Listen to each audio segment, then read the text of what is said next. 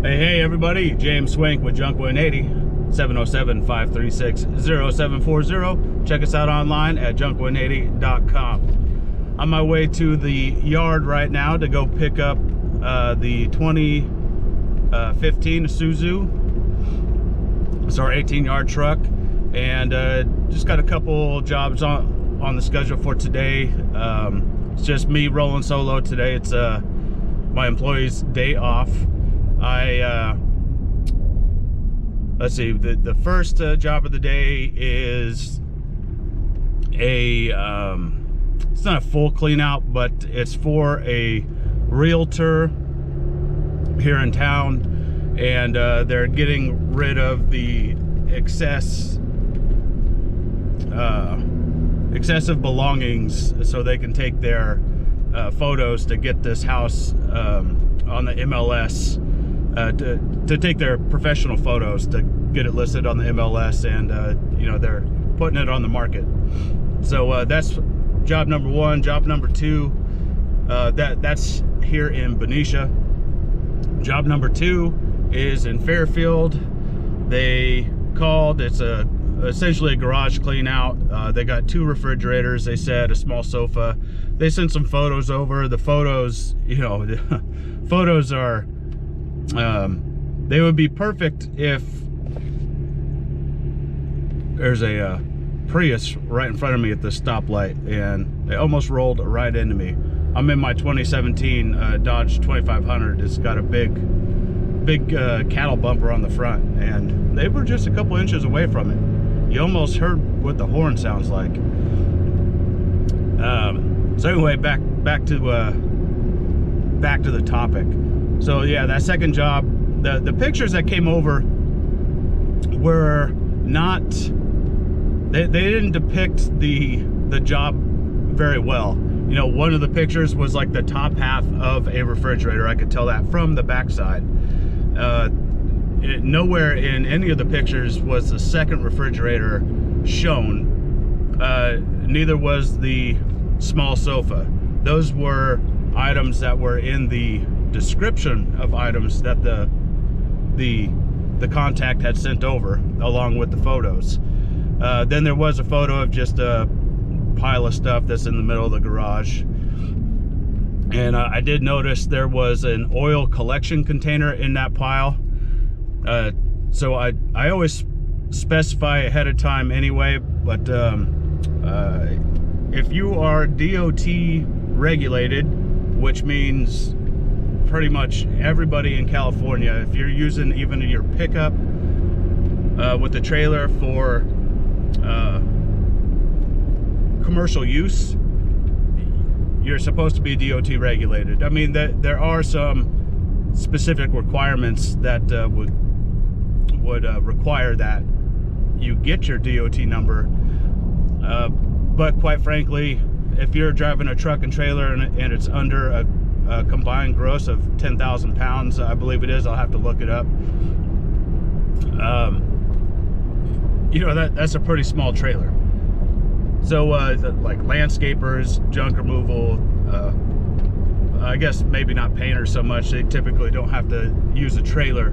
But if you're hooking a trailer up to your truck and you're using that truck for business services, DOT number is most likely required for you in the state of California. Okay, moving on to the next point. So that oil collection container, if it's empty, we could take it. If it's got oil in it, well, it's got oil in it, and we would be unable to facilitate that removal. So it's important to always be upfront with your clients about paints. What I always say is, you know, we're DOT regulated. Paints, fuels, chemicals, and oils are, once they hit a commercial truck, they are deemed hazardous material and we're unable to transport it. And I always kind of got a little side story that I'll tell a lot of times too, about how kind of silly it is that, you know, in this truck, it's my personal truck, but in this truck I can go to my local hardware store and pick up 50 gallons of paint and bring it home just fine. Now, if I put a trailer on this truck and use it for commercial business service, can't do it.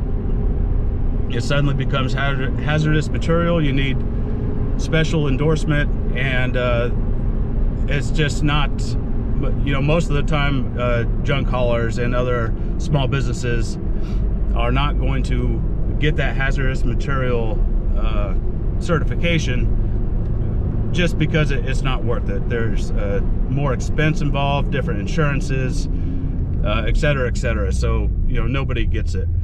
But it is beneficial to know what to do with that material so you can explain that to your clients. You know, you may not be able to take it, but if you can give them the information that they need to dispose of it themselves, you know, that's a plus. Most customers still feel like you are serving their needs adequately in that case. Okay, so moving on to the next point. So kind of falling back to those pictures for that second job, in this case it wasn't, you know, they seem very low-key. They really just want to get the work done. I gave them a soft estimate over the phone based on those pictures and based on the description of items that they provided, and they were totally okay with it. They said they just have to get it done today. They were very appreciative that we're able to serve them today, but that's not always the case. You know, just recently on one of the junk removal boards on Facebook, I had responded to a comment. You know, somebody up there had posted about a bunch of garbage bags, like I don't know, it was 40 or 50 black garbage bags, and they were thinking about doing the job for, you know, $200, and it was an hour drive. I'm not sure where this individual was located. That may be a reasonable estimate in the part of the country, in the specific market that they're in. Definitely not here. You know, we do a lot of pickups with contractor bags, and these bags can be, you know, half a cubic yard. So if you're talking 50 kitchen-sized bags, kitchen garbage bag, kitchen garbage can sized bags, that's going to be a huge difference than, you know, these bags that are large enough to, you know, they make super large bags specifically for raking up leaves, right? And that's what this was. It was or at least the description was a bunch of leaves, 50 garbage bags full of leaves. But the problem is you don't really know what that volume is. And so I was in the middle of a couple other jobs. We were between jobs on the road, and checked Facebook and ran across that comment. So I threw a response out there real quick about trying to get this individual and anybody else that was reading it to really think about what they were saying. So this individual was saying they were considering doing the job for $200, and there was a couple other replies that said, you know, they'd be at $300. You know, like I said, that might be right for that market. It would not be right for this market at all. The original poster had mentioned that it is a 1 hour drive one way to get to the location. So, you know, they're going to have 2 hours of drive time to load the stuff in their truck, the time it takes to go to the disposal facility, wherever that may be. Maybe there's a line, maybe there isn't, but it's still going to take some time to get rid of the stuff that they picked up.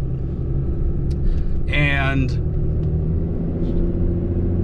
you know, you really have to consider if that's worth your time, and what the market value for that really should be.